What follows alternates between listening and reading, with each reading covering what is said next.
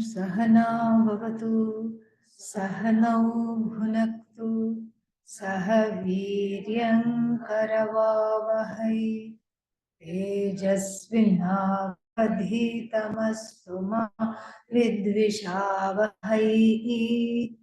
Om Shanti Shanti Shanti. 14 together. Karakanyupamritnati vidya buddhir oshare iti tat satyamadaya karma kartum vyavasyati. All the factors involved in what we call action, starting with actor, acted upon, subject, object, instrument of action. I built a house. How? With hammer, chisel, etc. Mortar, cement mixer, cement bricks, wood, all these things become instruments. Why did you build this house? For the sake of living there. Purpose of action. From where did you get the materials? Oh, they are all imported materials. Not from around here. The origin of the action. So, who else is going to live here?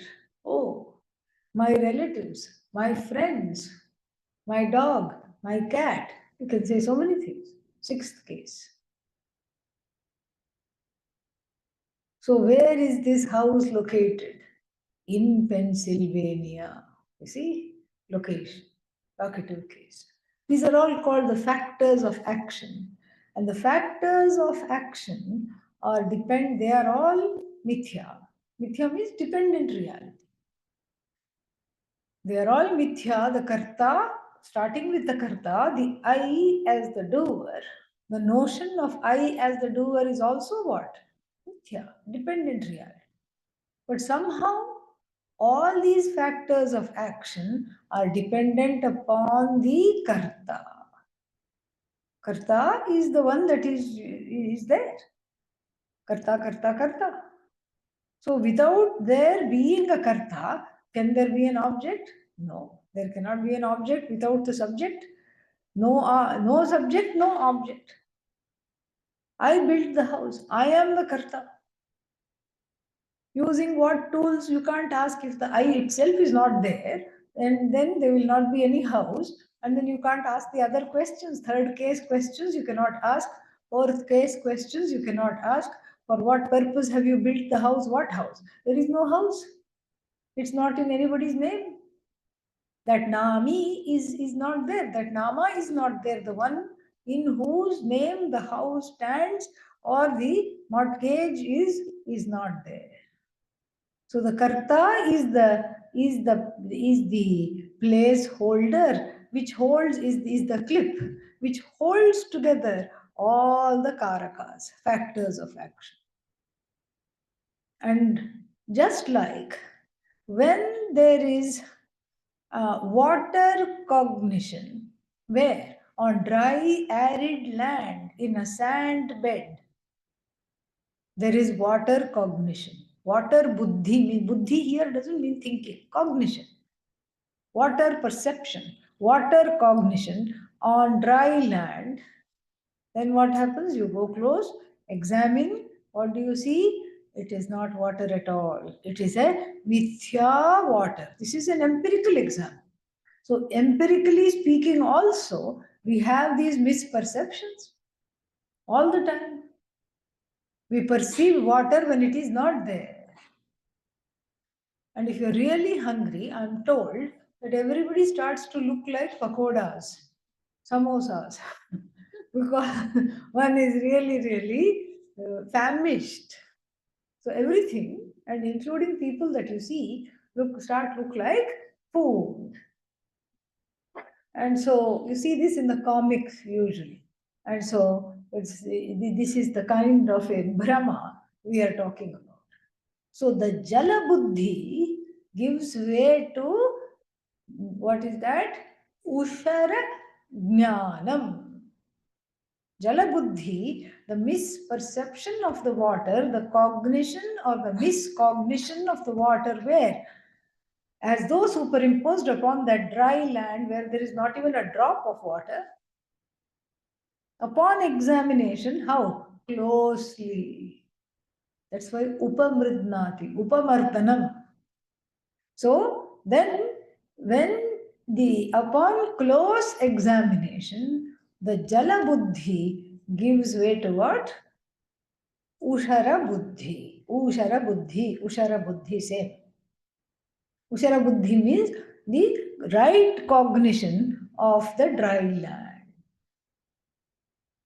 And in the same way, the Karaka Buddhi, that there are so many factors in action, there is a multiplicity of things involved in action, like actor, instrument, object, subject, purpose of action, origin of action, location of action, and other sahakaris, other things which the actor possesses. All this is involved in action. This buddhi, the karaka, satya, karaka is satya, is real. Iti buddhi is replaced immediately upon close examination of the eye. How? In the light of the Shastra. In the light of Vedanta Shastra, which declares the eye to be free of doership. If the eye is free of being karta, then all the other accoutrements or the factors of action do not come into the picture at all. So just like the Jala Buddhi, water Buddhi gave way to sand Buddhi or dry land Buddhi. Similarly, the Karaka Buddhi, what is the Karaka Buddhi?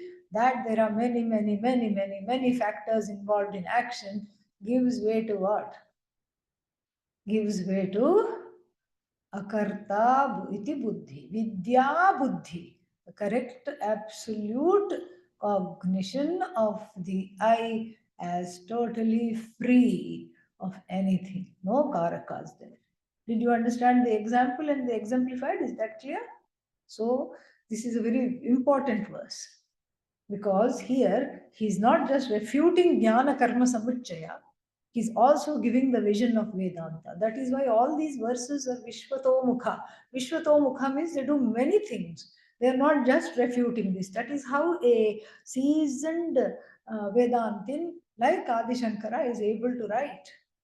Not just refuting jnana and karma can coexist. Not even in your dreams, he says, but while refuting the Purva Pakshi, he also makes an important unfoldment of the vision of no division. And the no division starts with the reconfiguration of myself as akarta, from doer to non-doer. How do I go from being a doer to non-doer? It is all cognitive. I understand that this concept of doership, the I is free of. Why? Because in sleep, even the greatest doer, what do they do in sleep? Other than snoring, which is not an action. Now, the satsang question will come. Isn't snoring an action? You said in sleep, there is no action. So, other than snoring and turning around in bed, that's different. That's all involuntary action. That way, even people who are dead bodies also have movements, because there are certain gases moving. Suddenly, especially if it's very difficult for the family members, especially if the person is brain dead and they are waiting for the relatives to come or waiting for the organs to be harvested, and the person goes through involuntary, the body attached to the ventilator goes through involuntary movements. It's called the Lazarus effect or something like that. It's a medical thing, because of certain gases moving and in the body, so the limbs start to involuntarily move. But that you cannot call action. Why? The person is not even there in the body in order to be able to make that decision and move. So same thing, in the sleep also, one is as good as dead to kartritvam. One is not alive to the misnotion, missed understanding or misunderstanding of oneself as karta. This mistake doesn't take place in sleep. If kartritvam is intrinsic to the Atma, I, then it should, even in sleep, I should become what? Karta. Even in sleep, all the karakas should be there. Nothing is there in sleep. When a child goes to sleep, before it goes to sleep, it will say, I cannot sleep without my teddy bear. It will hold the teddy bear, clutch it tightly, and go to sleep. And after that, what? Leaves it. You can take it, it will not wake up at all. So there is no kartritvam in sleep. This vyabhichara, this contradiction itself is enough to let us know a very, very important fact that this do worship is incidental to Atma, not intrinsic to the I. It's an incidental morphing of the do worship where the Atma lends its presence to the concept of doer.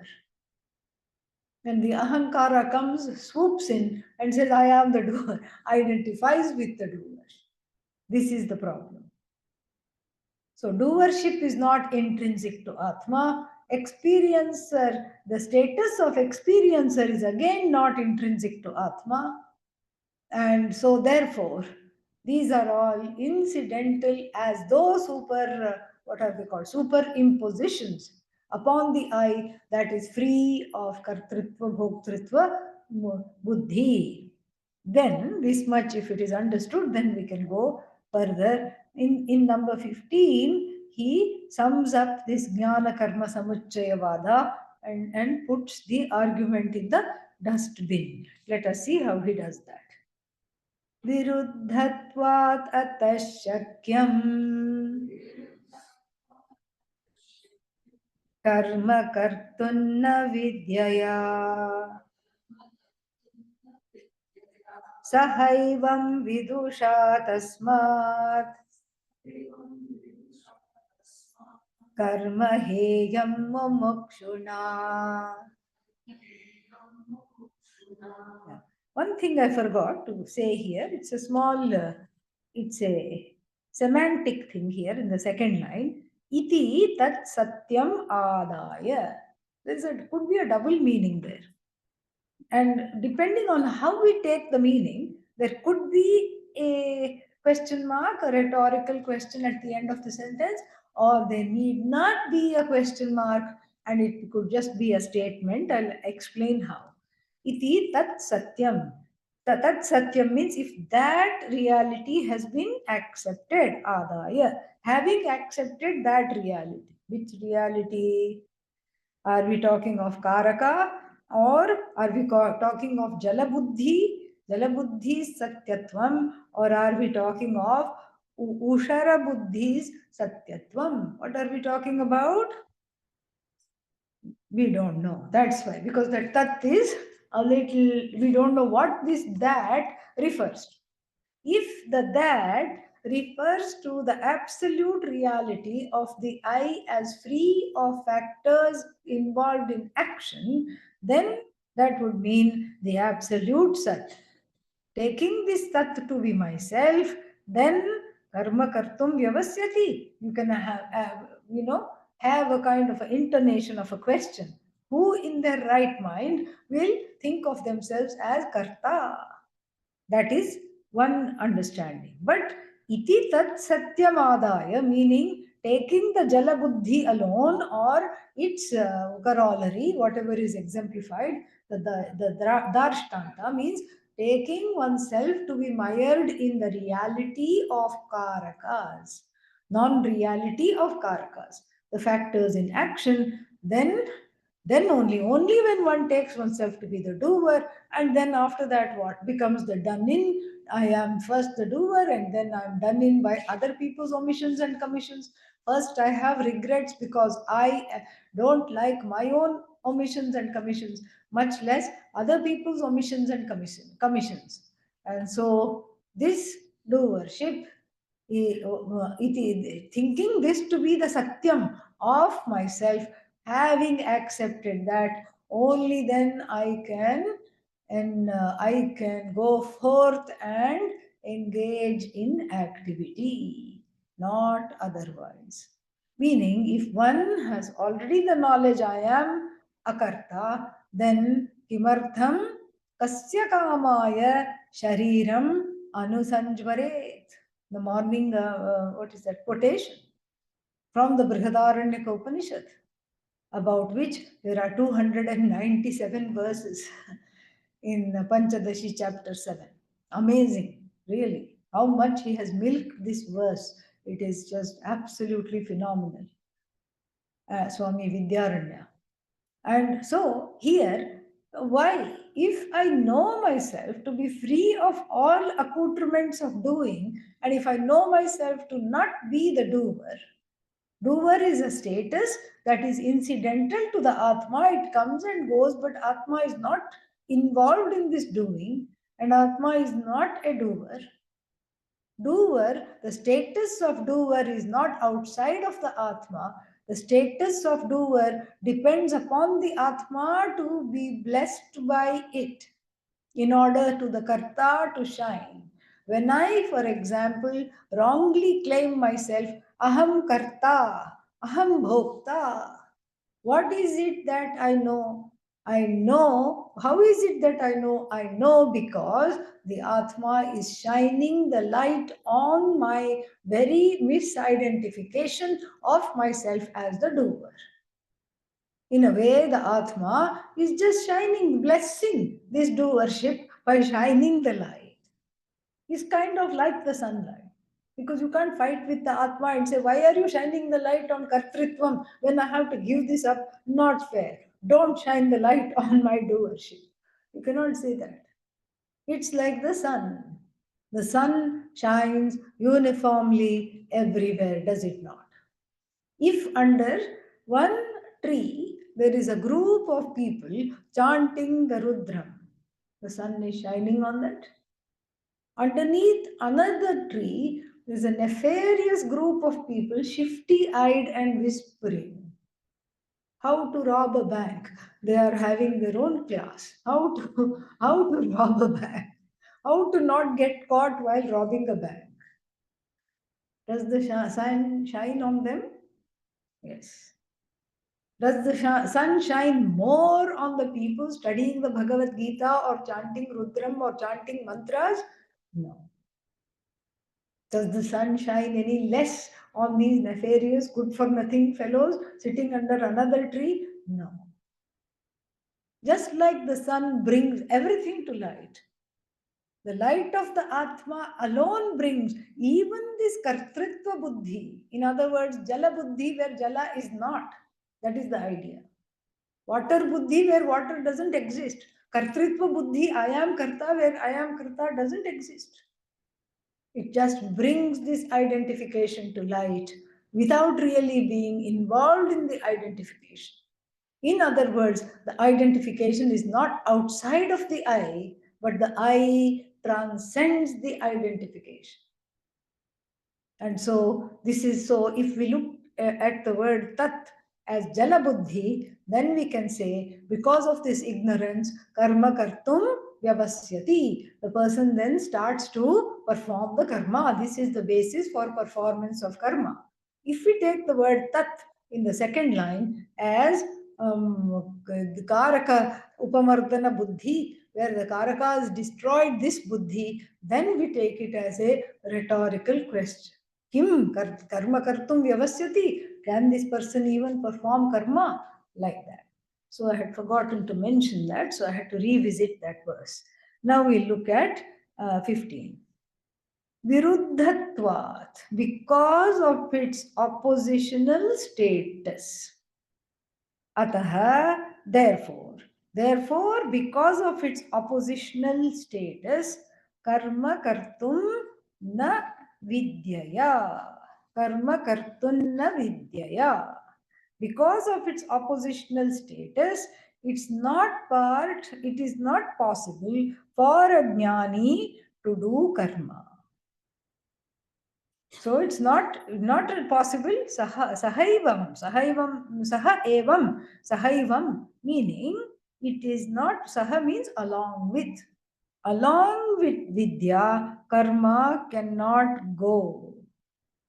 For the person who has atma jnanam, they don't go together. And here we can say, we can divide the world into three. People who are not interested in Vedanta at all. Why? Because they are not adhikaris. Who are they? Just regular people who are mired in doership. Then there are people who are adhikaris and they are jnani wannabes, meaning they want to be a jnani and they are studying or at least interested in studying, committing or interested in committing to Vedanta Shastra, adhikarinaha. And then finally there are jnanis. Who will do the karma? Who will be interested in karma and jnanam at the same time? The one who doesn't know anything at all. Because they are still floundering, they are still searching, they are still seeking. And if you don't know what you are seeking, then naturally you will be seeking the wrong thing. So all these people seeking the wrong thing, and then they will just, if you give them this jnana karma samuchaya argument on the plate, little bit of samsara, little bit of moksha, you need both. Yeah, they will say. Everything in moderation, everything in balance, you can do this. Okay. Then the middle people, the people who know better, they are what? Jignasus, mumukshus, wannabe jnanis. They want to be a jnani. They are on their way to knowing. They are in the process of removing Atma Ajnanam.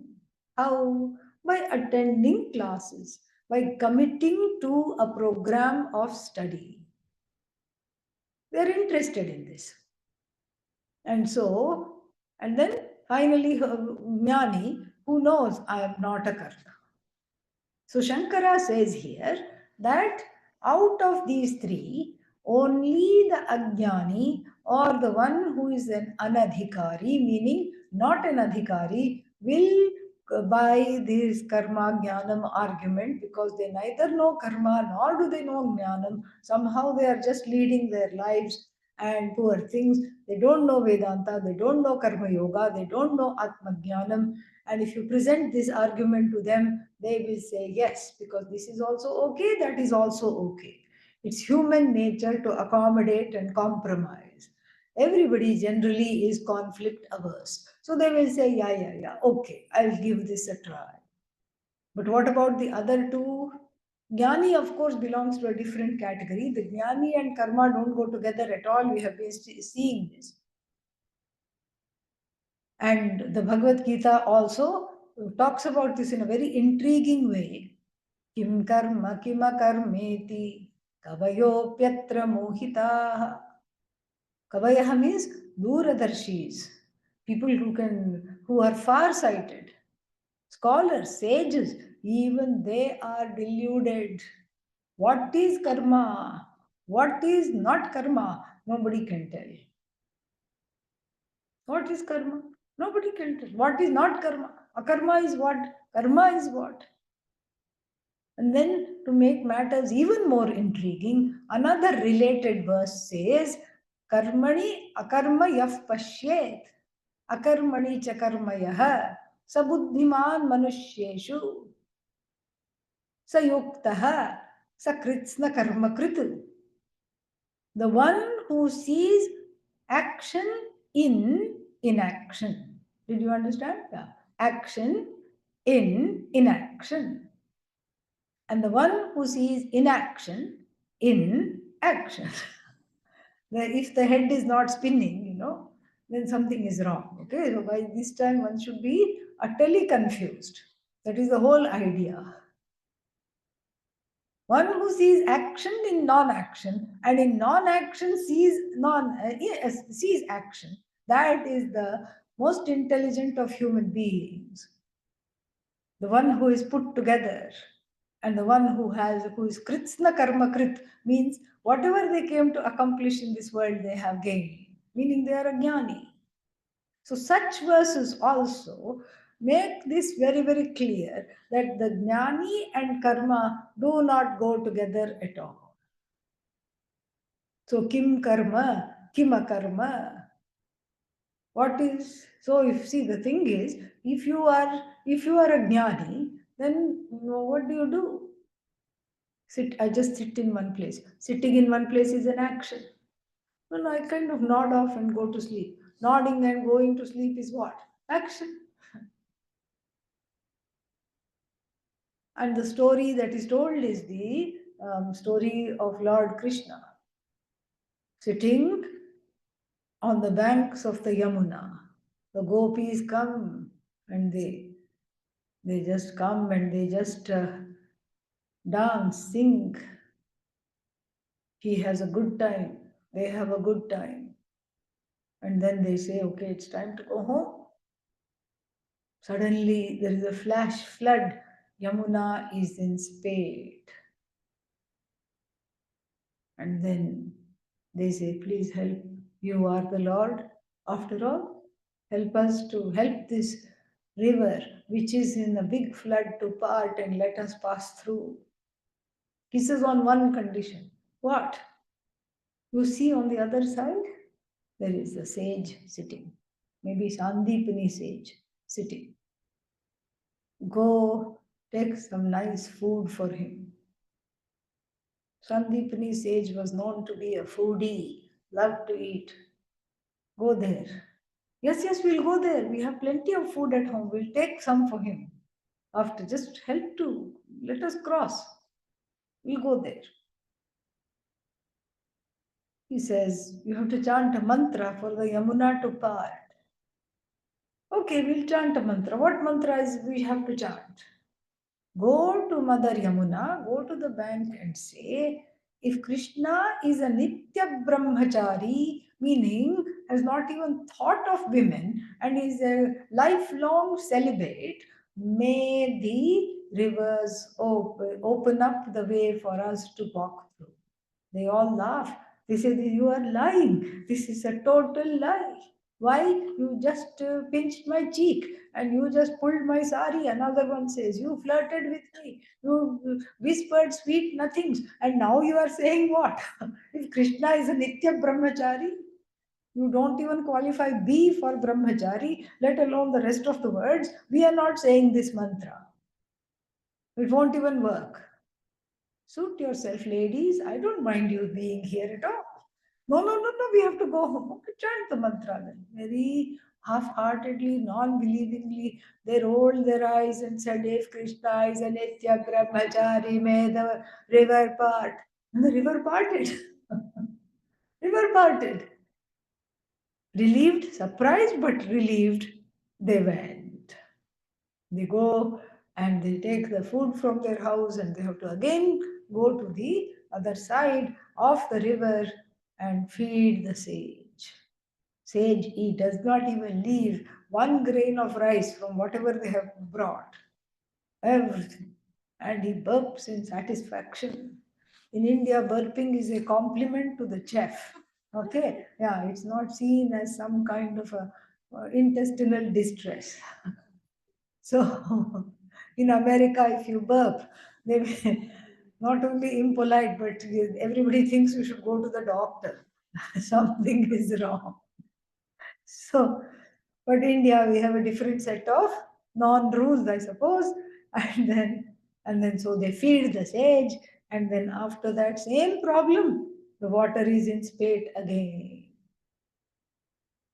They go to the sage and say, please give us a mantra, please, pretty, please give us a mantra.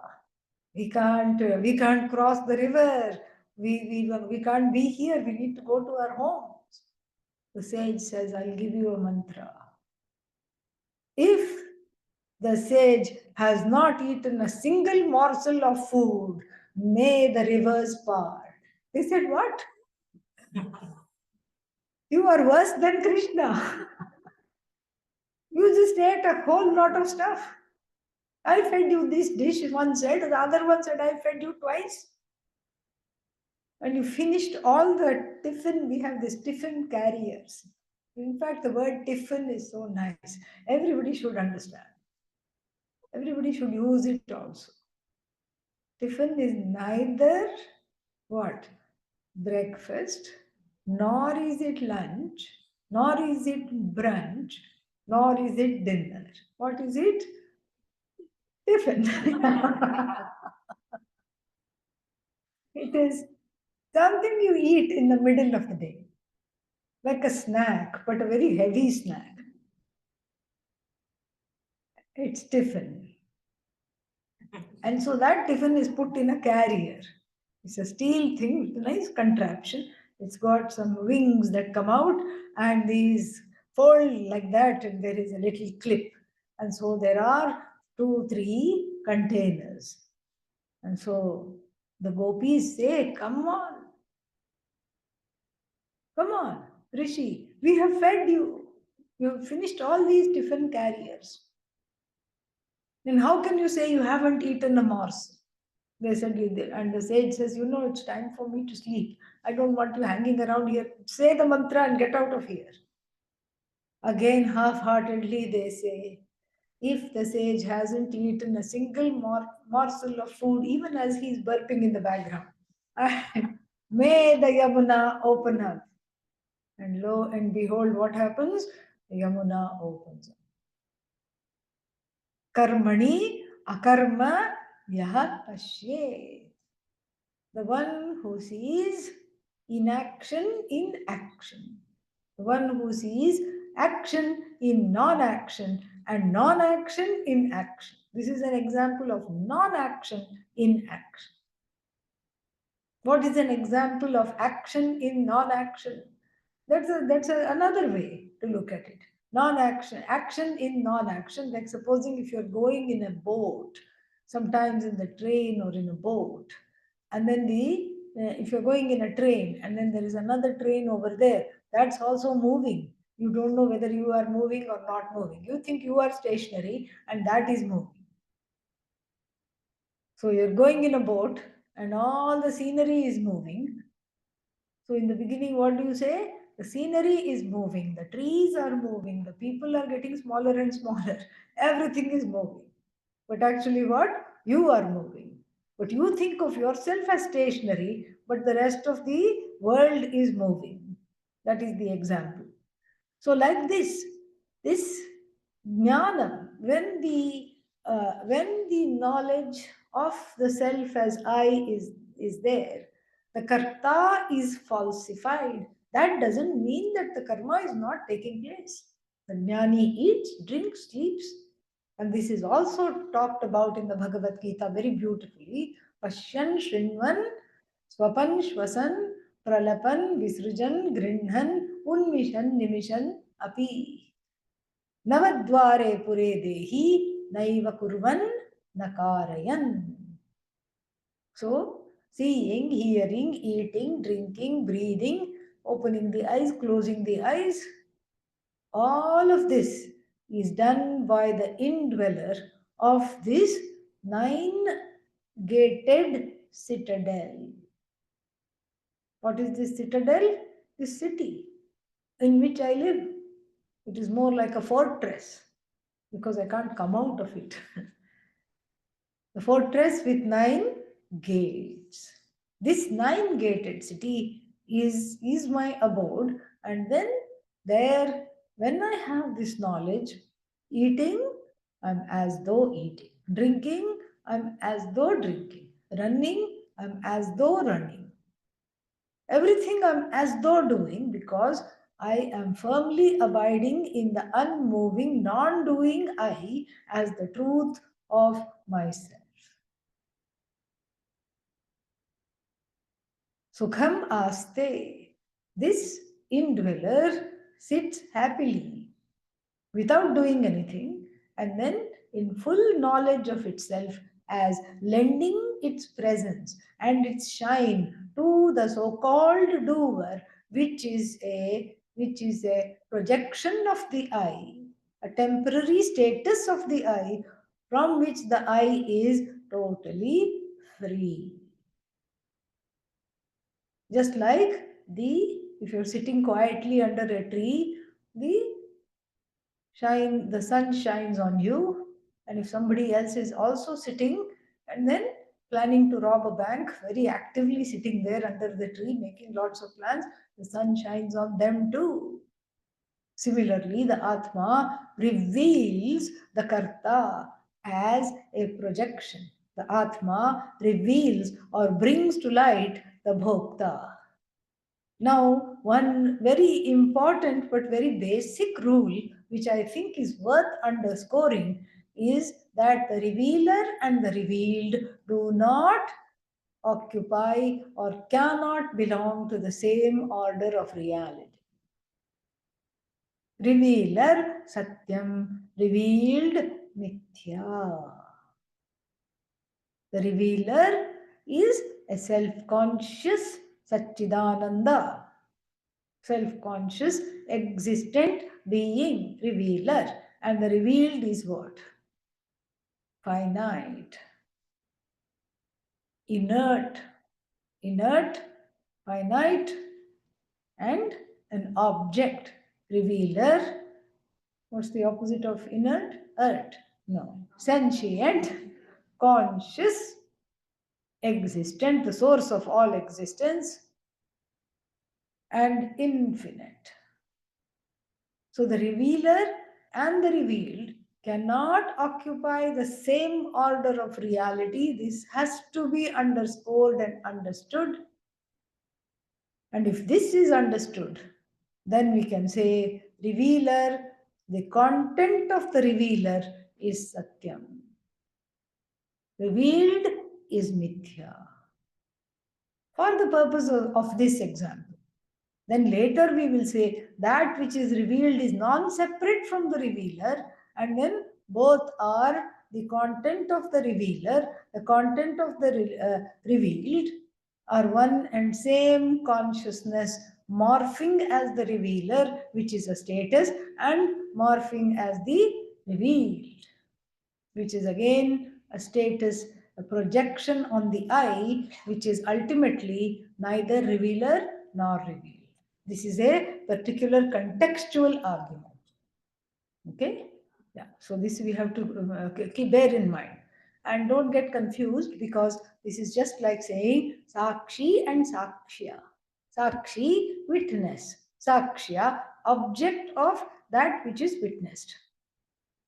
Object. So now, when am I the witness? I am called the witness in relation to something that is to be witnessed. In sleep, am I the witness? No.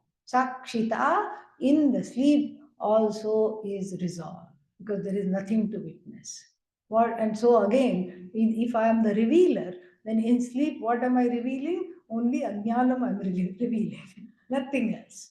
I am not revealing anything in particular. And so that this revealer is more not an action by the I, but more the nature of the I. The sentient nature of the I is called revealer, because any word we use comes up short. Because it is beyond description, because it is not an object, it is I. So when I say revealer, it is just like saying the sun shines. The word shines is a verb or not? Yes, it is a verb technically, but shining is the nature of the sun. It's not a verb, really speaking. So similarly here, revealer is the nature of the I. It's not an action. So here, concluding this particular section, he says, Viruddhatvat. So because there is a contradiction between vidya, knowledge, and action. Knowledge and action cannot go together.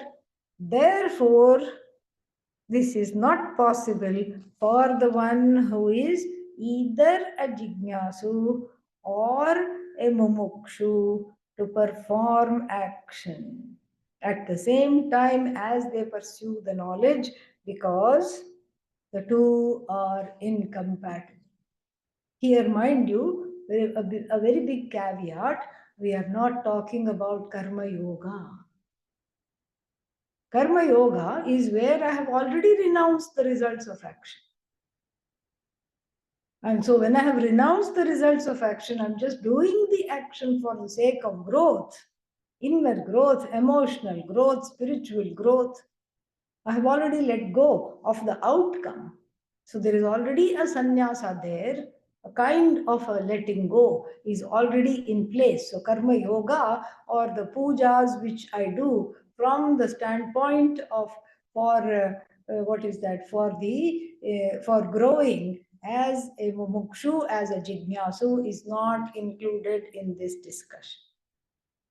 Kamya karma and nitya karma for the sake of results, result oriented karma, and what else? Automatic karma, because one becomes an automatic karta. You get up, and what is the first thought? What do I have to do today? This is the automatic karta. Which day is it? Oh, Saturday, Sunday. Okay. But then, if it is not Saturday, Sunday, you wake up with a kind of a start.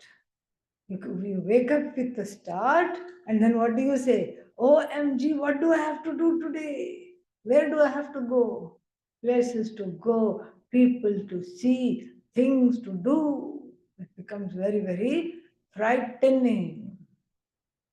And so this doership wakes up with you, really speaking. And so that is what is being talked about here. That automatic doership and that attachment to the status of the doer, not attachment, the better word is identification to the status of doer is not compatible with the pursuit of self-knowledge until, and this is all described in the introductory bhashya of the Aitareya Upanishad.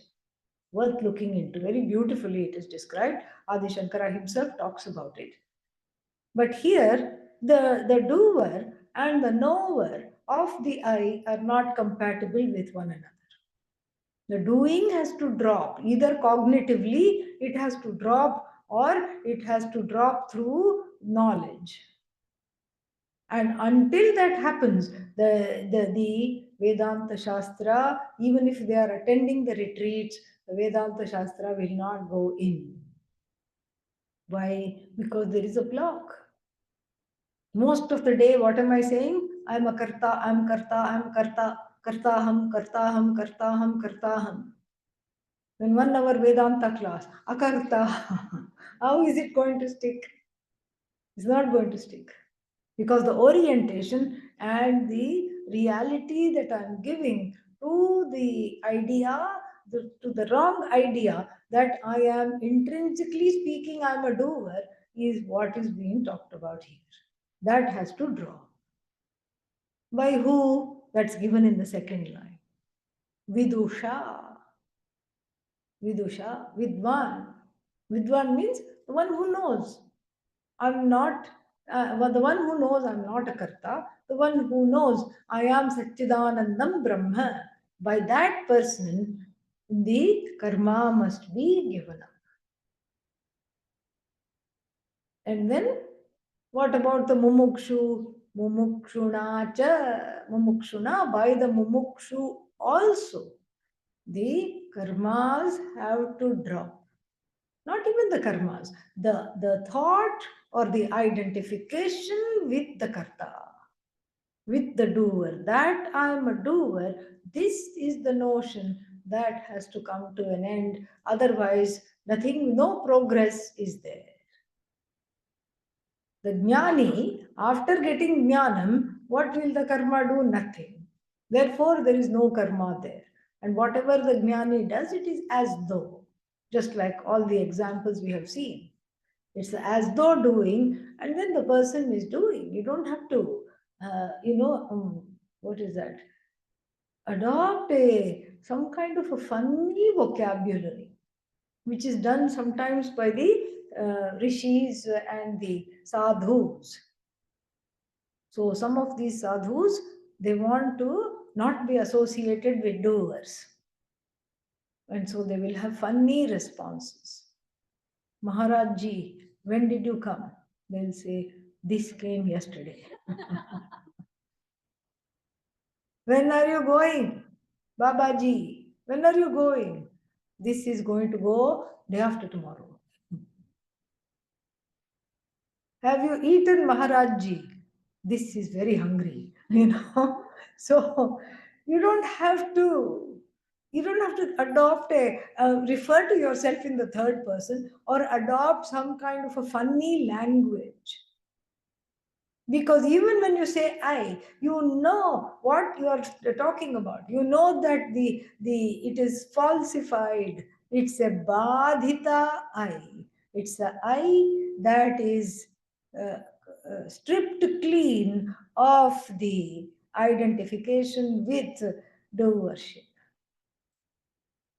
You can say, I went, I'm coming back. But you know that that's not what you mean. You know that. You don't have to have some kind of a funny vocabulary. Already when you study Vedanta, your friend circle gets less and less. You get invited to fewer and fewer potlucks because you insist on sharing what you know. They just want you to bring chole. That's all. Yeah. They just want you to bring a pot of chole and just mingle and talk about real estate, stocks, clothes, and these kinds of things. What the children are doing, and did they get married or not, or which marriage are they into right now? All these they want to talk about. And you want to say, oh, Harsha Vidya, so many Swamis, so many retreats, so nice. And Atma is one. We are one with everything. Shut up, we have come here to have a good time, not listen to your pravachans, not listen to your discourse. So already you are being invited to one out of 3 potlucks, okay? Before you were invited to all of them. Now you are only invited to a fourth of the potlucks as before. And then you start talking, this came, this went, that's eating, this is drinking. You go like this. No friends, okay? Even in the ashram, people will slowly back away. Okay, tathastu. Even in our own ashram, because nobody talks like this. If you start talking like this, slowly they will back away. And even one friend that you made will just not be anywhere in sight. Where are they? They ducked behind the bush because they saw you coming. Okay. So therefore, it is you don't mix up the levels of reality. The Paramarthika is here. Cognitively, I'm free. I don't have to show it off. Cognitively, I'm not a doer, I know that. Even though I may be doing many things, I may be handling many things. Look at Pujya Swamiji's life, how much he did. And that kind of a doing is possible only when I know I'm not a doer. It's just happening and I'm in the flow. That's all it is. So it says Vedanta is a silent affair. You don't put a board, a placard on the neck. I am a jnani. You don't do that. It's a quiet affair. It's an inside job. There is nothing to advertise. It's just like when you throw away your garbage. Lots of garbage piling, piling, piling. And that's why you have a big dustbin. We don't call it dustbin here. Trash can. Yeah, trash can. You have a huge trash can. Then you have to drag it to the street, or you have to take the bag and put it somewhere in what is that called, dumpster. When you go to take this big bag of garbage that you can barely carry to the dumpster, do you call the press? Do you call all the reporters? Please, come one, come all, look at me throwing away the garbage. So much garbage I'm throwing. In fact, you are ashamed that you have created so much garbage in this day of the talk of climate change and all these things, carbon footprint and all these things. And you are very conscious. You just threw away one more bag just 3 days ago. Oh my God, what's wrong with me? Why do I consume so much? Why do I throw so many things away? In fact, I'm slightly disgusted with myself. So when you go to throw away the garbage, what do? You look to the left, look to the right quickly. You go at twilight. See, all the Vedantic stories are set in twilight. You go at twilight because you don't want to bump into things or you don't want to fall into the dumpster. So you take care, go at twilight and don't tell anybody. Just throw quickly and come away. Atmajnanam is throwing a lot of garbage away. That's what it is. It's not something to advertise. This is a natural progression of one's growth. And what is in that garbage bag? What is in that garbage bag is a lot of wrong notions, wrong identifications, wrong ideas about the world, about myself, about Ishvara, God, about everything. Wrong ideas. And these wrong ideas are thrown away, happily thrown away. And in fact, you don't want people to see you because you don't want people to know how much nonsense that you had identified as the I. It's a quiet affair. There's nothing to advertise. So that's why eating, drinking, seeing, thinking, feeling, doing, one is not really doing. And here the advice is even the jignasu, even the person who is in this knowledge, who is studying this knowledge, must be what? Must refrain from getting involved in too much kartritvam. Must refrain, must drop the doership, must strive to falsify the doership in the wake of knowledge. Then, of course, the next question, how do I do that? How do I do that? How do I falsify doership? The conscious falsification of doership is directly connected to the dropping of seeking validation. There is a very direct concomitant relationship.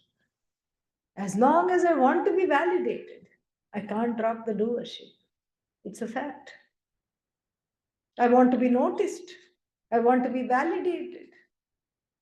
I want to be approvable, especially by people in authority. Why? Because the original people in authority, who were there, primary caregivers, did not do their job, or so I thought. Maybe they did their job, but it wasn't good enough for me. So the whole life goes with me as still being and behaving like a truncated child, like a mutant ninja, offensive and defensive. And then what? Seeking approval from various people. And this seeking approval is a very dangerous thing for a mumukshu, for a jignasu. Very dangerous. And I'll tell you why. Because of 2-3 reasons. The first reason is because the seeking of approval is a frozen need. It's frozen because the approval is not needed right now. Right now, you are a wonderful person. You are doing what you need to do. You are able to take care of yourself. You have certain skill sets. Okay, you may not know everything, but you know how to lead your life. You don't need to be approved. But the need for approval belongs to a truncated 2-year-old that didn't get it. It's not in real time approval you want. You want that little being to be approved And you keep bringing out, one keeps bringing out that little being seeking approval. And then what happens? Let's say somebody is very generous, they give approval. Is it enough? No. No matter how much approval you seek from how many ever sources of authority, it will never ever be enough. Because one is a validation junkie, it's an addiction. It morphs into an addiction. So, therefore, no matter how much approval you seek, it's not enough. Besides, for a jignasu, the first thing the jignasu is taught is that the self is already approvable. Therefore, you don't need approval. And why this becomes dangerous is because no matter how much approval one gets, it's never enough. And the approval seeking is a big deterrent to the study and the assimilation of Vedanta. That is why until and unless the approval seeking is dropped, then no progress, inner progress takes place. That is how to falsify doership. Start doing things anonymously as much as possible. Don't say, I am about to do, now I am doing this, now I have done this, how did I do? Stages of approval seeking. And even then it doesn't stop. Yesterday, how I did that? Yeah, it was good, no? This is how it is. It's an addiction. It's very sad. And it's a universal addiction. This is what is ajnanam. This is a morphing of the ajnanam. So the dropping of the approval seeking. So let us begin by cultivating anonymity in our actions. When the other person doesn't even know I have done it, oh, then what's the fun of doing it? Because there is a deeper level of satisfaction available if one is ready for it. Not only there is a deeper level of satisfaction, but there is also a growth that happens. So the falsification of the karta is the function, is the duty of the mumukshu, so that one does not become addicted to kartritvam, to doership, and then one then grieves because nobody approved of whatever I have done. This is the essence of verse number 15. Then verse number 16 says, until what time the karma lasts, it talks about. Let us chant that. Dehadyair avisheshena Dehino grahanam nijam Praninam tadavidyotham Tavat karma vidhir bhavet देहाद्यैरविशेषेण देहिनो ग्रहणं निजं प्राणिनां तदविद्योत्थं तावत् कर्मविधिर्भवेत्. So karma vidhihi tavat bhavet. The injunctions and the prohibitions, authoritative injunctions and the prohibitions in the Vedas, Vedic vidhis are operative. Tavat karma vidhihi bhavet are operative for only so long. How long? Dehadi avisheshena. Dehadyaihi avisheshena. Dehadyaihi means by the body, etc. Etc. means mind, senses, everything. By the body, mind, sense complex, avisheshena, without an exception. Avisheshena. Then Dehinaha, for the indweller. Here it is not Atma. Here it is the Jiva that's identified with the body. For the Jiva, by the body mind sense complex, Grahanam Nijam. The Jiva is possessed by the body mind sense complex. Pun intended. It's a very interesting way to put it. It's not saying that the Jiva is identified with the body mind sense complex. The Jiva is what? Possessed, totally possessed by the body mind sense complex, caught, Grahanam Nijam. That the Jiva is caught by the identification with the body mind sense complex is universally true. Nijam. And then what else? Praninam tad avidyotham. So, how does this, what is the cause of this wrong identification with the body, etc.? Body means including doership. For the all the beings, pranis, all the beings, including not just human beings, all the beings. Tad avidyotham. It is all, it rises through what? Avidya. Because of avidya, the identification with the body mind sense complex, doership and experiencership, etc. This is why it exists. And as long as there is identification with the body mind sense complex, until then, the karma of the Veda, the injunctions and prohibitions that are given in the Veda, until then they are operative. As soon as I say I am not this sum total of the body mind sense complex, I bless the body mind sense complex by lending my presence and my sentience. I bless this body when I say that the karmas are not for me. The karmas that are given in the first portion of the Vedas are no longer applicable to me with the rise of self knowledge. So, as long as the, what is that called, the avidya, ignorance is in operation, then what happens? All these karmas also are applicable. That's how it is. The karmas are applicable as long as ignorance is in place. Ignorance is in place, there will be desires, and when ignorance, when desires are there, what will happen? Then they will, I'll want to do something to fulfill the desire. And the Gita and the Veda, all these things say, do this, do that.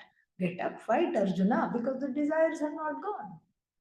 Action is there when there is desire. Desire is given rise to by what? Ignorance, self ignorance.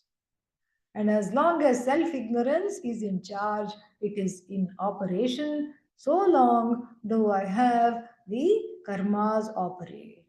In other words, the first portion of the Veda has an expiry date, just like the milk on the fridge shelf has an expiry date. It's just like that. And then, after the expiry date, that milk is no longer drinkable. Similarly, these karmas also curdle after the person gains Atma Jnanam. They are no longer applicable. You don't even see them. Why are they no longer applicable? Come at 7 a.m. and find out tomorrow. ॐ पूर्णमदः पूर्णमिदं पूर्णात् पूर्णमुदच्यते पूर्णस्य पूर्णमादाय पूर्णमेवावशिष्यते ॐ शान्तिः शान्तिः शान्तिः हरिः ॐ श्रीगुरुभ्यो नमः हरिः ॐ